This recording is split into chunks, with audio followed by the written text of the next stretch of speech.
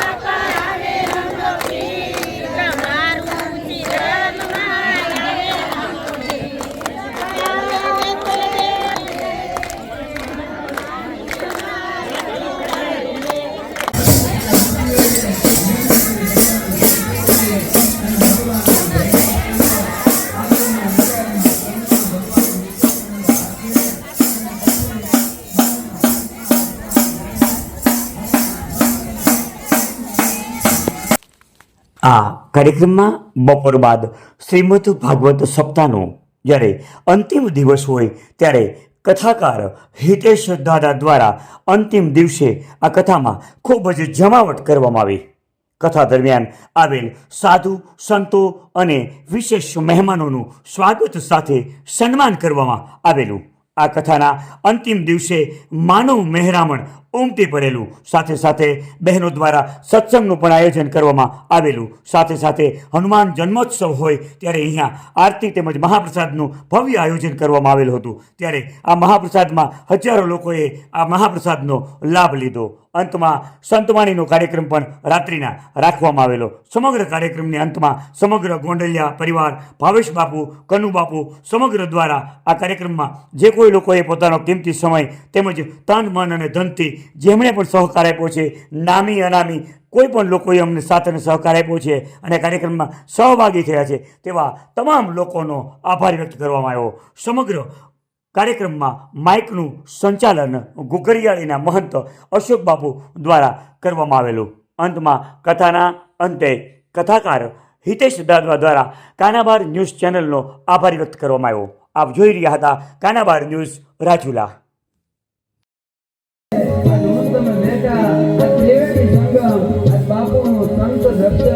બાપુનો મંડપ અને કથાની પૂર્ણાવૃત્તિ એમાં લોકો વહેલો હનુમાન જયંતિ હનુમાન દાદાના સાનિધ્યમાં આવી હનુમાન જયંતિ ઉજવવાનો અવસર મળ્યો હોય, કથામાં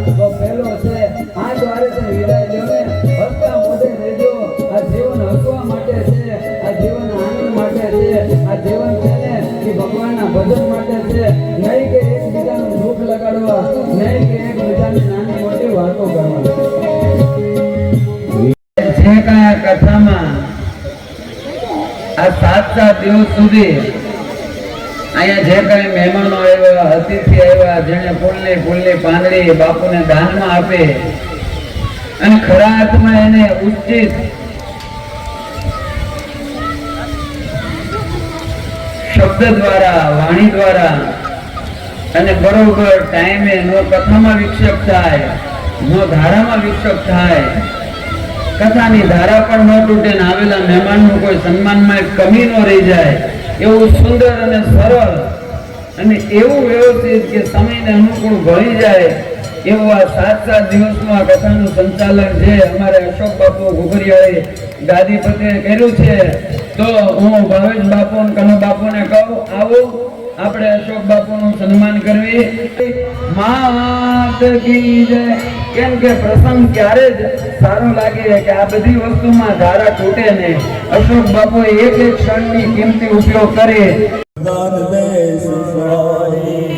મારી દુઃખો દૂર કર, સુખ ભરપૂર કર અને આશ સંપૂર્ણ કર. દાસ જાને ऐसा जन सोहित दे, कुटुंब सप्रीत दे, जग में गीत दे, माँ भवानी दे, माँ भवानी. જય સિયારામ. આજે રામને નોતરું દેવા અને બંને જો કોઈ કૌશલ્યા સીતાને સાધ ન કરશો, જાનકી રામની છાયા, એવા રામનવમીના એટલે કે રામજીના પ્રાગટ્ય દિનથી લઈ અને આજે હનુમાનજી મહારાજનો પ્રાગટ્ય દિવસ કે અંજનીની કુખે નવતર્ય ન હોત હનુમાન તો પુરત કોણ પ્રાણ, લંકામાં લક્ષ્મણના લાલદા, એવા આજે 7 દિવસ સુધી હનુમાનજી મહારાજના સાનિધ્યમાં ભાગવત સપ્તાહ જ્ઞાન યજ્ઞનું આયોજન અને એમાં ખૂબ બહોળી સંખ્યામાં લોકો ઉમટી પડ્યા. રાજુલાના વેપારી, અગ્રણીઓ, અધિકારી, પદાધિકારી, માતાઓ, બહેનો ખૂબ આ ભાગવત સપ્તાહ જ્ઞાન યજ્ઞનો લાભ લીધો. અને આજ રોજ હનુમાનજીના પ્રાગટ્ય દિન નિમિત્તે પરમ પૂજ્ય સાકત ધામ વાસીઓ પ્રભુદાસ બાપુનો સંત મેળાવડો ભદ્રોત્સવ અને એમાં પણ ગોંડલિયા પરિવારના આમંત્રણને માન આપી બહોળી સંખ્યામાં મહેમાનો, ગ્રામજનો, માતાઓ, બહેનો ખૂબ પધાર્યા. અને જે સ્તંભ ઊભો કરવામાં આવ્યો એ આદિ અનાદિ કાળથી ચાલી આવતી અમારા સાધુ સમાજની પરંપરાને આ પરિવારે જીવંત રાખી છે. એ બદલ આ પરિવારને પણ અભિનંદન પાઠવું છું કે આ જે અમારી પરંપરા છે એ પરંપરાને જીવંત રાખી છે અને હનુમાનજી મહારાજના સાનિધ્યમાં આવા ને આવા કાર્ય થતા રહે એવી હનુમાનજી મહારાજના ચરણોમાં અને ઘુઘરીયાળી માતાજીના ચરણોમાં પ્રાર્થના કરું.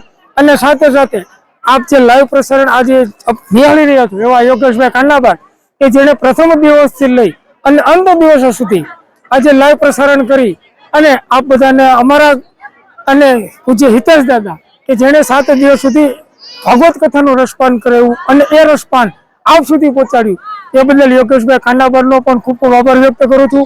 માતાજીના ચરણોમાં પ્રાર્થના કરું કે માત્ર રાજુલા કે અમરેલી જિલ્લો નહીં પણ સમગ્ર ગુજરાતમાં એમનું નામ ગુંજતું થાય એવી જલારામ બાપાના ચરણોમાં પ્રાર્થના, ઘુઘરીયાળીમાના ચરણોમાં પ્રાર્થના અને હનુમાનજી મહારાજના ચરણોમાં પ્રાર્થના. અસ્તુ, આભાર. જય સિયારામ. જય સિયારામ.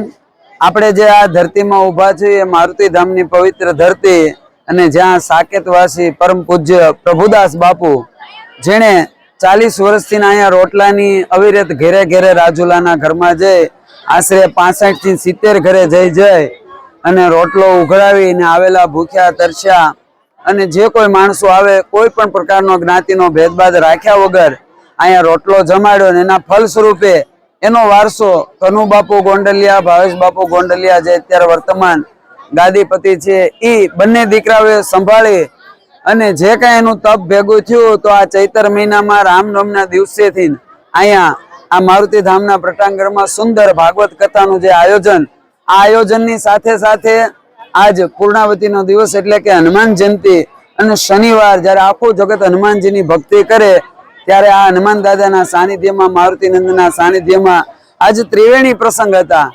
એક તો હનુમાન જયંતિનો ઉત્સવ તો હોય જ દાદાના સાનિધ્યમાં, પણ સૌથી મહત્વની વાત કે આપણે પૂજ્ય પ્રભુદાસ બાપુનો આજે મંડપ હતો અને જે સતનો આધાર એવો આધાર આ થંભ કે જે રીતે આકાશને કોઈ આધાર નથી છતાં પણ ટેક્યું છે એવો આ સતનો આધાર, એવો આ સ્તંભ જે બાપુનો તેમજ બાપુનો ભંડારો અને ખાસ સંતનો જે સંત દર્શનનો કાર્યક્રમ હતો એમની અંદર ધર્મસભા હતી. સાથે સાથે આજના દિવસે કથાની પૂર્ણાવતી બહોળી સંખ્યામાં ભાવેશ બાપુના કુટુંબીજનો, પરિવાર તેમજ બધા જે પ્રભુદાસ બાપુના સેવકો છે, બધા સેવકોએ બધાએ તન મન ધનથી આ 7 દિવસ અહીંયા આવી બાપુનું કાર્ય, મારુતિનંદન હનુમાનજીનું કાર્ય તેમજ પ્રભુદાસ બાપુના અંતરના આશીર્વાદ જેમ આજ બધા સેવકો ઉપર ઉતરતા હોય એ અને બાપુની સમાધિ જ્યારે જવારી ત્યારે સાક્ષાત બાપુ આ સમાધિમાં પ્રસન્ન હોય એવી બધી અમે અનુભૂતિ કરી અને ખાસ કરીને આ કાર્યની અંદર અમે ચાલુ કર્યું કે બંધ કર્યું ત્યાંથી લઈ આપણે રાજુલાનું જે જાગૃત અને સતત જે લોકોને ધર્મની સાથે, સનાતનની સાથે એક સાચા જીવનમાં ખરેખર પ્રેસનું, મીડિયાનું કામ શું છે, કેમ કે પ્રેસ મીડિયા એ સમાજના સ્તંભ છે. આજે જે કાંઈ ખબર આવે ને મારે તમારા ઉપર એને જો દેનાર કોઈ હોય તો એ પ્રેસ છે. એવા આપણે કાનાબાર ન્યૂઝ, અમારે યોગેશભાઈ કાનાબારે જેને છેલ્લેથી લઈ ને અંતિમ સુધી એક પળની અગત્યની જે કાંઈ હોય એ બધું માત્ર અહીંયા નહીં પણ રાજુલા, અમરેલી જિલ્લામાં જ્યાં પણ હોય ત્યાં એની સતત સેવા છે. તો હું પણ આજે આ વ્યાસપીઠથી ઉતર્યો છું, હજી વ્યાસ જ છું અને વ્યાસના આશીર્વાદ રૂપે હું પ્રાર્થના કરું કે કાનાબાર સાહેબ આખા વિશ્વના પલક સુધી માત્ર અમરેલી જિલ્લો નહીં પણ આખા ગુજરાતની અંદર એમનું આ પ્રસારણનું કાર્ય ને એની સેવા દ્વારા એ ખૂબ આગળ વધે. જલારામ ભગવાન એને ખૂબ તરક્કી આપે ને એની બધી મનોકામના જલારામ ભગવાન, ભાગવત ભગવાન તેમજ મારુતિ ભગવાન પૂર્ણ કરે અને બાપુના પણ ખૂબ બધા ઉપર આશીર્વાદ છે. આ કથામાં જેણે બાપુના ભંડારામાં, કથામાં, મંડપમાં તન મન ધનથી સાથ સહકાર આપ્યો અને ખાસ કરીને અમારે અશોક બાપુએ પણ સાથ સહકાર આપી આ કાર્યને દીપાવ્યું.